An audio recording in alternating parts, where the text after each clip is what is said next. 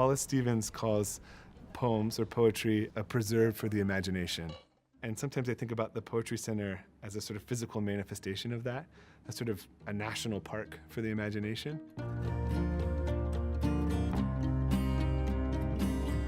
The University of Arizona Poetry Center has been located in this building on campus in Tucson since 2007.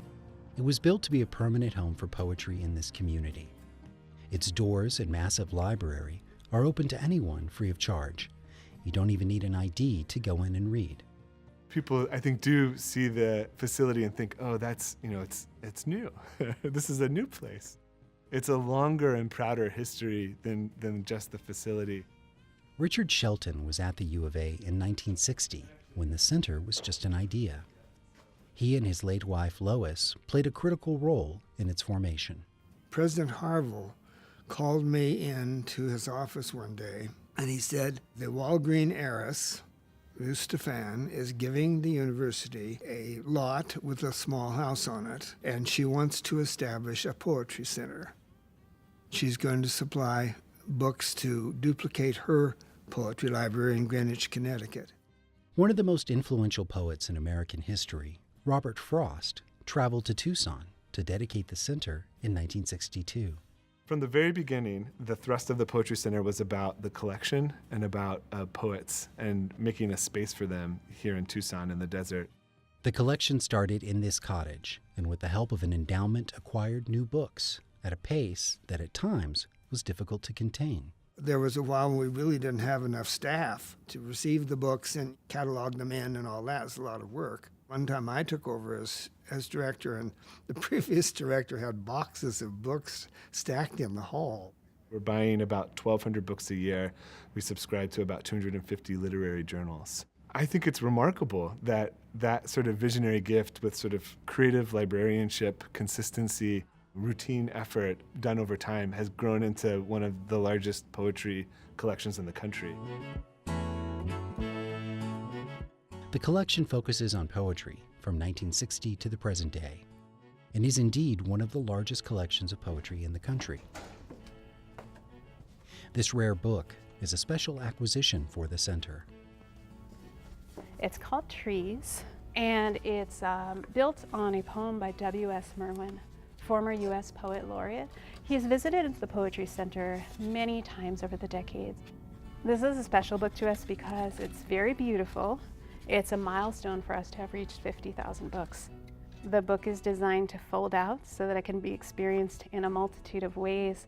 The lines of the short poem are woven into the pages, and that's really appropriate because the poem itself is about relationships. When I think about the significance of the 50,000th book to the Poetry Center, I also think in terms of relationships.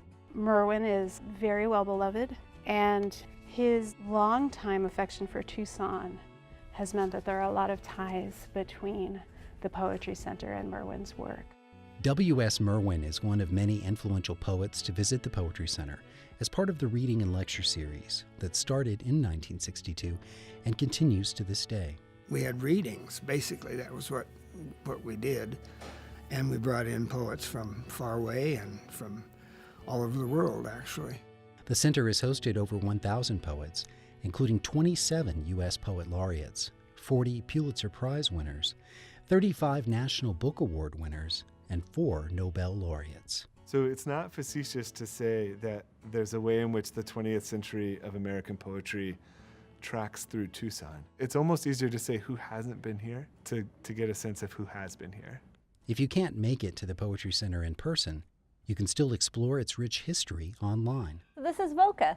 VOCA is our online audio-video database of recordings that we've been making of our reading series. And the reading series goes back to 1962. We started making recordings in 1963. We have, at this point, over 800 recordings on it. In most cases on VOCA, we have broken down each track by poem title. If the poem has been published, we try to note where it was published and which book it's in. So that ties the VOCA archive very firmly to the collection. In most cases, you can hear a poem and then go read it right here in the library. On this night, the center is hosting a reading by Layli Long Soldier and Timothy Yu. They're both internationally recognized emerging poets who address social issues in their own way. They draw a large crowd. Thank you all for being here. Thank you to everybody at the Poetry Center. You know, I imagine perhaps you all are accustomed to this space existing, but you know, coming here and seeing this space and seeing all the folks here is just astonishing for a poet. Yu's book, 100 Chinese Silences, rewrites work from influential poets who have unfairly thematized China. His humor can be disarming, but his work has a serious edge. I am a cicada floating in a coffee cup on the desk of the poet laureate. Grant proposals are being written. Many bottles of Napa wine are emptied. But even when his nodding head strikes the desk like a bobbing Buddha's, I lurk silently inside my mug, chipped by the teeth of Ezra Pound.